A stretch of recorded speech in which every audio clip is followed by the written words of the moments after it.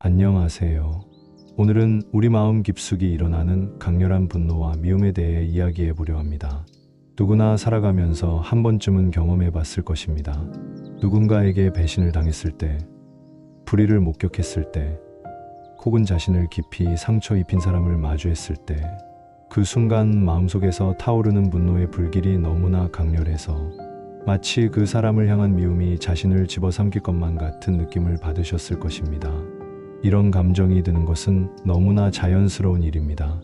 인간이라면 누구나 겪는 보편적인 경험이지요. 하지만 이 강렬한 감정이 우리 마음속에 오래 머물러 있다면 결국 상대방이 아닌 바로 자신이 가장 큰 고통을 받게 됩니다. 부처님께서는 이런 상황에서 이렇게 말씀하셨습니다. 분노는 타인을 태우려다가 자신이 먼저 타버리는 것과 같다라고 하셨지요. 마치 뜨거운 석탄을 다른 사람에게 던지려고 손에 쥐고 있다가 정작 자신의 손이 먼저 타버리는 것과 같다는 의미입니다. 그런데 여기서 중요한 것은 부처님께서 이런 감정을 갖지 말라고 하신 것이 아니라는 점입니다. 오히려 이런 감정이 일어나는 것을 있는 그대로 받아들이되 그것에 휩쓸려 살지는 말라고 하셨습니다. 마치 하늘에 떠다니는 구름을 바라보듯이 잠시 머물다 지나가는 것으로 바라보라고 가르치셨지요. 오늘 이 시간에는 부처님의 깊은 지혜와 함께 그리스의 철학자 에피쿠로스, 스토아, 철학자 에픽테토스 등 동서양의 현자들이 전해준 마음, 다스리는 법을 통해 분노와 미움의 감정을 평화로 바꾸는 구체적인 방법들을 알아보겠습니다. 첫 번째로는 분노의 본질을 이해하고 마음의 거리두기를 배우고, 두 번째로는 미움을 자비로 바꾸는 구체적인 실천법들을, 마지막으로는 마음의 평화를 되찾고 지키는 일상의 지혜를 함께 나누어 보겠습니다. 편안한 자세로 앉으셔서 깊고 천천한 호흡과 함께 이 여정을 시작해 보시기 바랍니다. 여러분의 마음속 폭풍 같은 감정도 결국은 잠잠해지고 맑고 고요한 호수와 같은 평화를 되찾을 수 있을 것입니다. 분노라는 감정의 본질을 깊이 이해하는 것부터 시작해 보겠습니다. 부처님께서는 모든 고통의 근원은 무지에서 비롯된다고 하셨습니다. 여기서 무지란 현상의 참된 본질을 모르는 것을 의미합니다. 한 제자가 부처님께 물었습니다. 스승님, 저는 어떤 사람이 너무 미워서 견딜 수가 없습니다. 이 마음을 어떻게 해야 할까요? 부처님께서는 잠시 미소를 지으시며 이렇게 답하셨습니다. 제자야, 내가 지금 느끼는 분노를 자세히 관찰해 보아라. 그것이 정확히 어디에 있는가? 내 머리에 있는가? 가슴에 있는가? 아니면 손끝에 있는가? 제자가 가만히 관찰해 보니 분노라는 것이 특별한 실체가 있는 것이 아니라 마음속에 일어나는 생각과 감정의 흐름일 뿐임을 깨달았습니다. 이처럼 분노를 이해하는 첫 번째 방법은 객관적 관찰입니다. 분노가 일어날 때 그 감정에 휩쓸리지 말고 한 걸음 뒤로 물러서서 마치 제3자가 되어 자신을 바라보는 것입니다. 아, 지금 내 안에서 분노라는 감정이 일어나고 있구나라고 담담하게 인식하는 것이지요. 두 번째는 무상성의 깨달음입니다. 부처님께서 가르치신 가장 중요한 진리 중 하나가 바로 모든 것은 변화한다는 무상의 법칙입니다. 아무리 강렬한 분노라도 마치 여름날 소나기처럼 잠시 강하게 내리다가 반드시 그치게 마련입니다. 영원히 지속되는 감정은 없습니다. 세 번째는 상대방 이해하기입니다.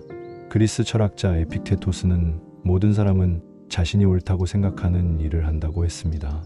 여러분을 힘들게 한 그 사람도 나름대로의 이유와 상황이 있어서 그런 행동을 했을 가능성이 높습니다.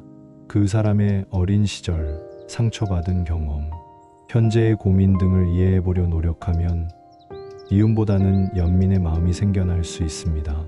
네 번째는 에너지 재전환입니다. 분노는 사실 매우 강력한 에너지입니다.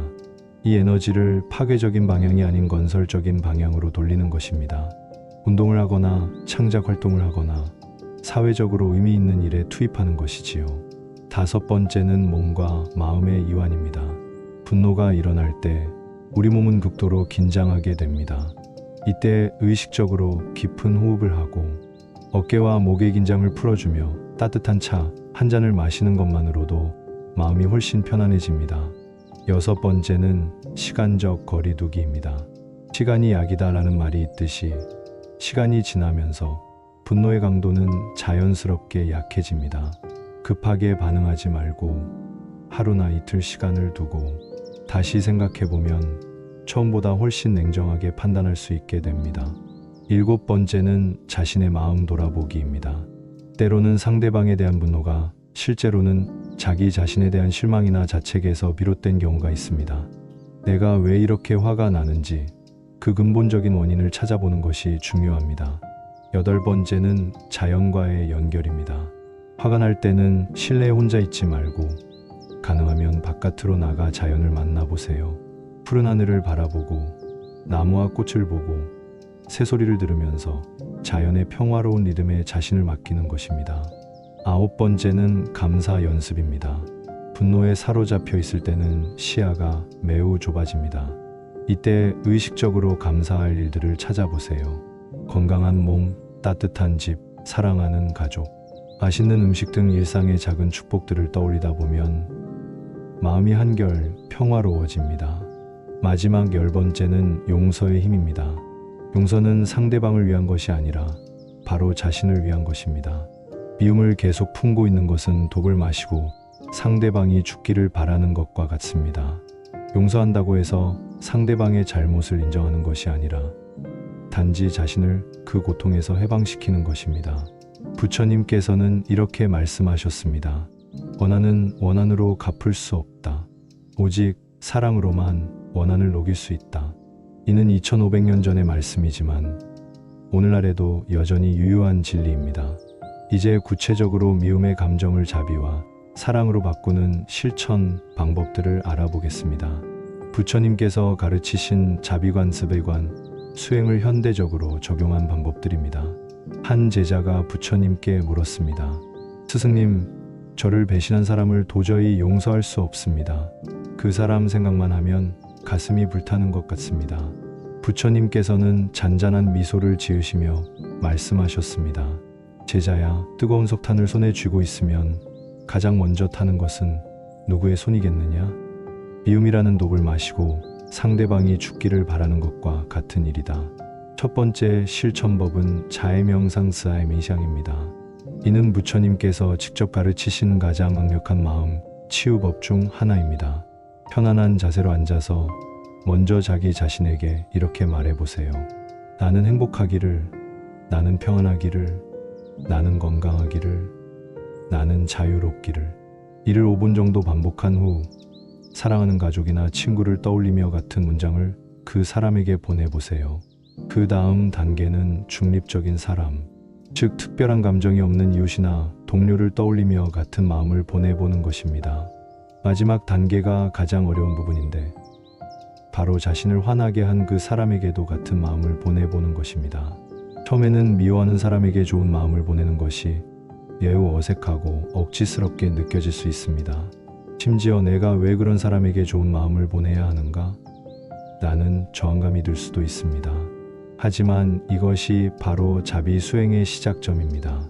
하루 10분씩 3개월만 꾸준히 연습하다 보면 점차 진심으로 그런 마음이 생겨나게 됩니다.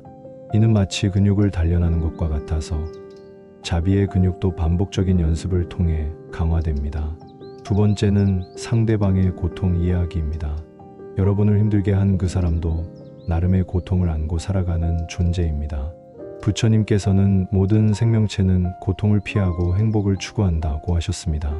그 사람이 왜 그런 행동을 했을까를 상상해 보세요. 어떤 상처, 어떤 두려움, 어떤 결핍이 그를 그렇게 행동하게 만들었을까요?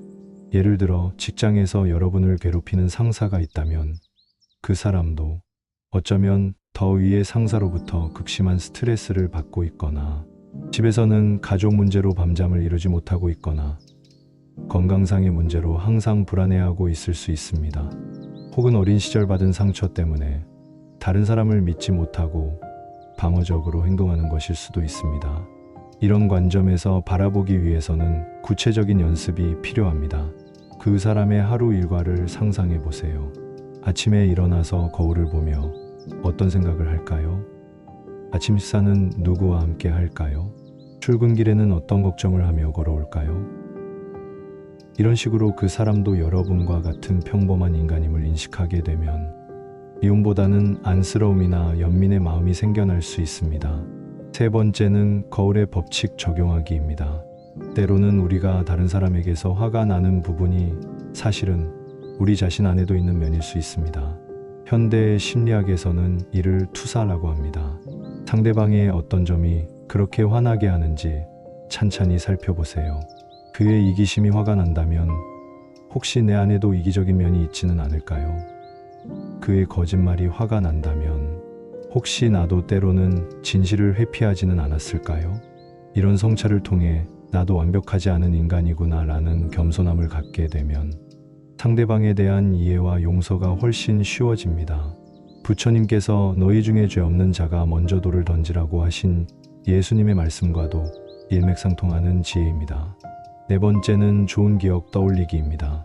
아무리 미워하는 사람이라도 처음부터 관계가 나빴던 것은 아닐 겁니다. 그 사람과 함께 웃었던 순간, 도움을 주고받았던 기억, 함께 일을 해냈던 성취감 등을 의식적으로 떠올려 보세요. 구체적인 방법으로는 그 사람과의 관계를 시간 순서대로 적어보는 것입니다. 처음 만났을 때의 첫인상, 함께 했던 좋은 일들, 그리고 관계가 나빠지기 시작한 지점들을 이렇게 객관적으로 정리해보면 그 사람도 완전히 악한 존재는 아니었음을 인식하게 됩니다. 물론 지금의 상처를 정당화하자는 것이 아니라 그 사람의 인간적인 면을 기억해내기 위해서입니다. 다섯 번째는 편지 쓰기 연습입니다. 실제로 보내지는 않더라도 그 사람에게 하고 싶은 말을 편지로 써보세요. 이 과정은 세 단계로 나뉩니다. 첫 번째, 편지에서는 억눌렀던 분노와 원망을 모두 쏟아내세요. 당신 때문에 내가 얼마나 힘들었는지 아세요? 당신이 한 행동이 얼마나 잘못된 것인지 알기나 해요? 등등 하고 싶었던 말을 모두 써보세요. 며칠 후 두 번째 편지에서는 좀 더 차분한 마음으로 그 상황에서 자신의 아쉬웠던 점들도 함께 써보세요. 그때 내가 좀 더 솔직하게 이야기했다면, 내가 먼저 오해를 풀려고 노력했다면, 세 번째 편지에서는 그 사람의 입장에서 답장을 써보세요. 그 사람이 어떤 마음으로 그런 행동을 했을지, 어떤 변명이나 해명을 하고 싶어 할지 상상해서 써보는 것입니다. 이 과정을 몇 번 반복하다 보면 감정이 많이 정리되고 상황을 더 객관적으로 볼 수 있게 됩니다. 여섯 번째는 감사의 관점 찾기입니다.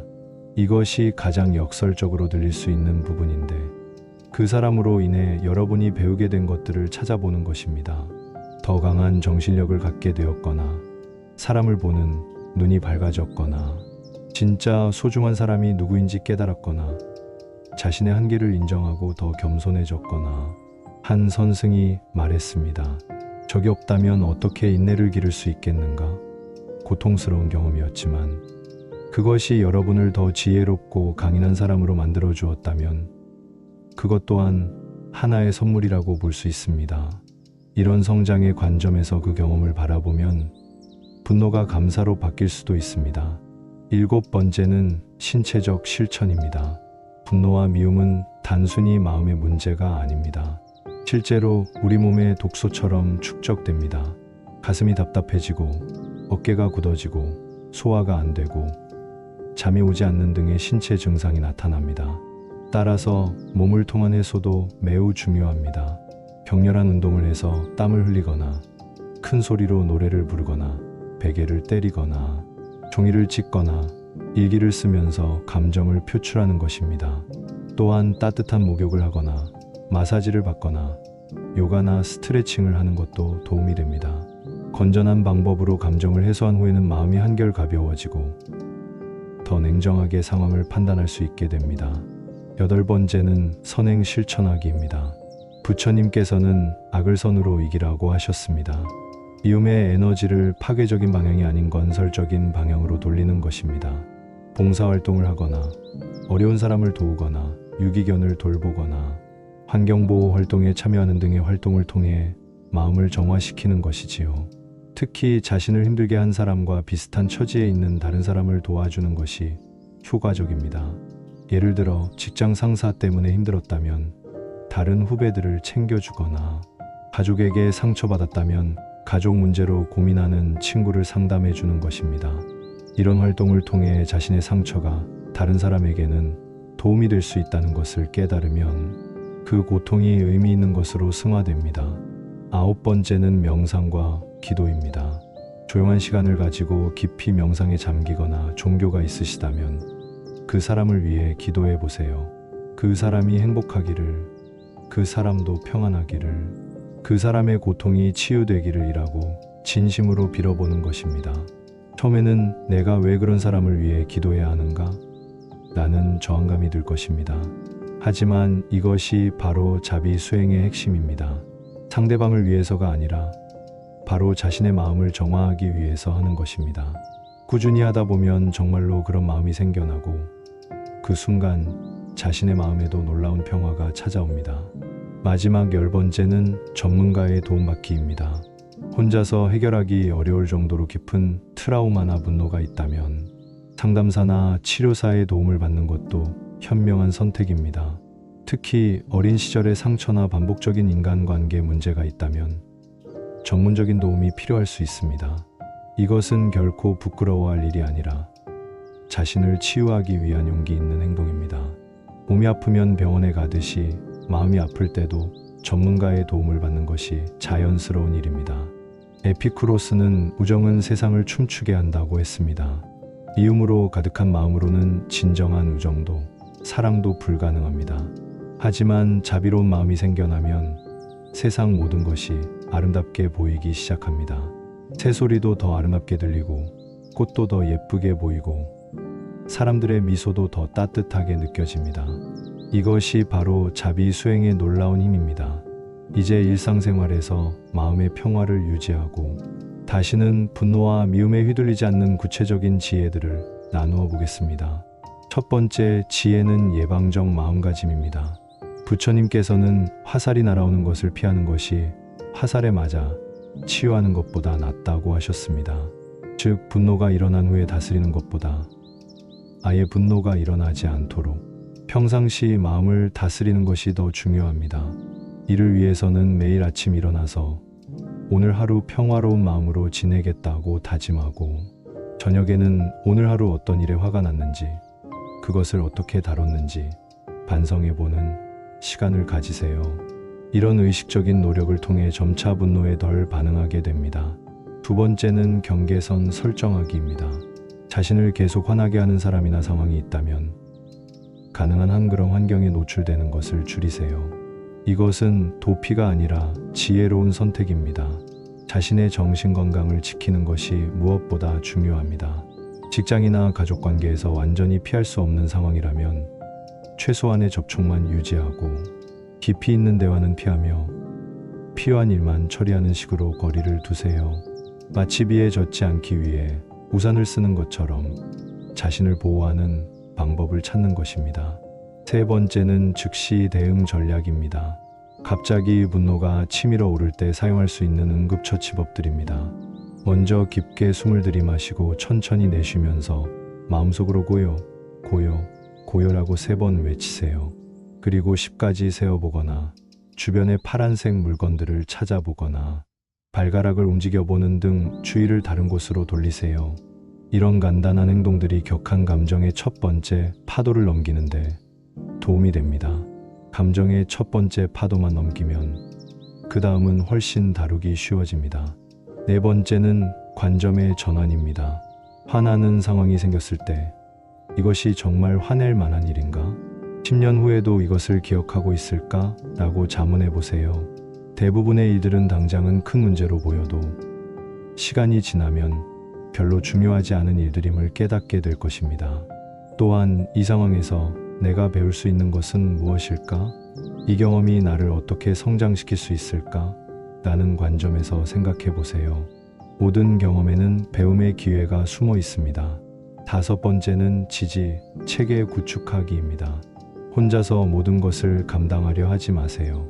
신뢰할 수 있는 가족, 친구, 동료들과 자신의 감정을 나누어 보세요. 때로는 다른 사람의 관점에서 들어보는 조언이 큰 도움이 됩니다. 또한 같은 어려움을 겪고 있는 사람들과의 모임이나 상담 그룹에 참여하는 것도 좋습니다. 자신만 이런 고통을 겪는 것이 아님을 알게 되면 마음이 한결 가벼워집니다. 여섯 번째는 정기적인 마음 점검입니다. 몸의 건강을 위해 정기적으로 건강검진을 받듯이 마음의 건강도 정기적으로 점검해 보세요. 일주일에 한 번 조용한 시간을 가지고 이번 주에 어떤 감정들을 많이 느꼈는지, 그것들을 어떻게 다뤘는지, 앞으로 어떻게 개선할 수 있을지 돌아보는 시간을 가지세요. 이런 습관을 통해 자신의 감정 패턴을 파악하고 문제가 커지기 전에 미리 대처할 수 있게 됩니다. 일곱 번째는 자연과 함께하는 시간입니다. 현대인들은 대부분 인공적인 환경에서 생활하면서 스트레스가 쌓입니다. 가능한 한 자주 자연과 만나는 시간을 가지세요. 공원을 산책하거나 바다를 보거나 산에 올라가거나 심지어 집 안에서 화분을 가꾸는 것도 도움이 됩니다. 자연은 우리에게 무한의 치유력을 선사합니다. 나무가 바람에 흔들리는 모습을 보면서 우리도 인생의 바람이 불어올 때 저렇게 유연하게 받아들일 수 있다면 좋겠다는 생각을 해보세요. 여덟 번째는 감사 일기 쓰기입니다. 매일 잠자리에 들기 전 오늘 하루 감사했던 일 3가지를 적어보세요. 아주 작은 것이라도 괜찮습니다. 맛있게 먹은 아침밥, 따뜻한 햇살, 친구의 안부 전화 등 이런 습관을 통해 부정적인 것보다 긍정적인 것에 더 많은 관심을 가지게 됩니다. 아홉 번째는 취미생활 갖기입니다.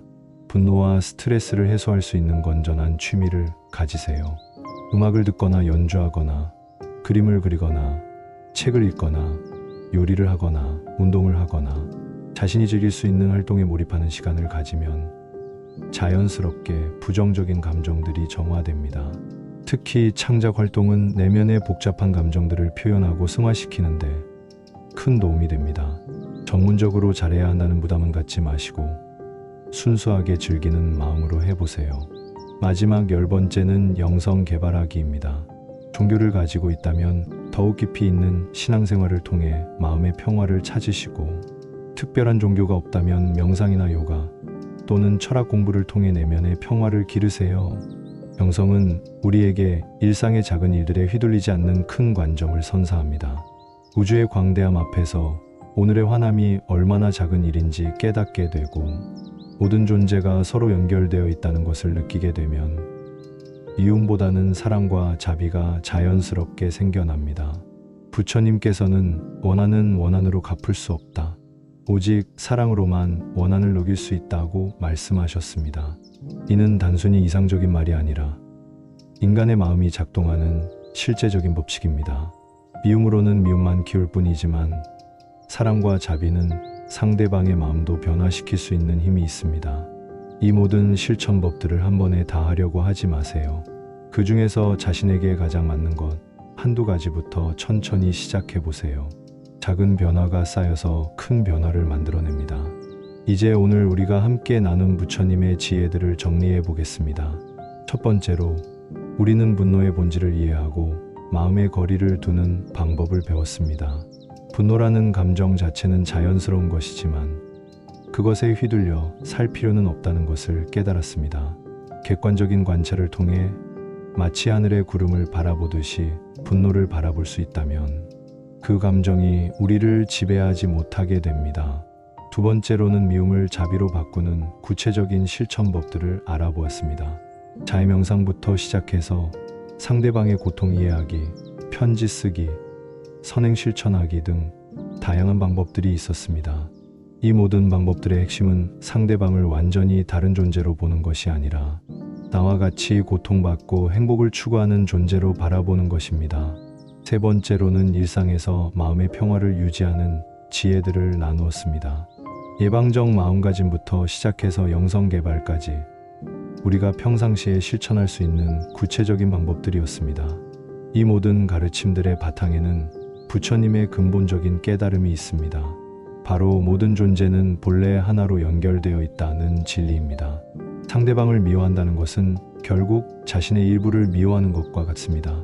반대로 상대방을 사랑하고 자비를 베푸는 것은 자신을 사랑하고 치유하는 것과 같습니다. 지금 이 순간부터 실천해 볼 수 있는 가장 간단한 방법을 하나 제안드리겠습니다.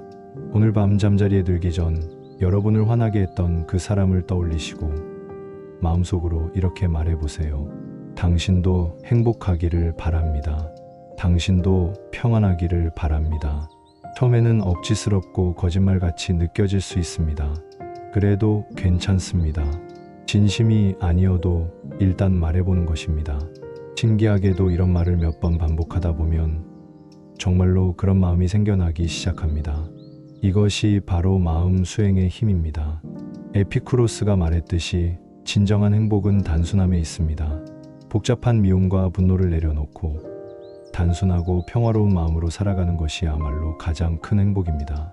여러분 모두 오늘 이 가르침을 통해 조금이라도 마음이 편안해지셨기를 바랍니다. 그리고 앞으로도 계속해서 이런 평화로운 마음을 가꾸어 나가시기를 바랍니다. 마지막으로 부처님의 말씀으로 오늘 이야기를 마무리하겠습니다. 증오는 증오로서 그치지 않는다. 자애로서만 그칠 수 있다. 이것은 영원한 진리이다. 여러분의 마음속에 언제나 따뜻한 자애와 평화가 가득하기를 간절히 기원합니다. 오늘도 들어주셔서 고맙습니다.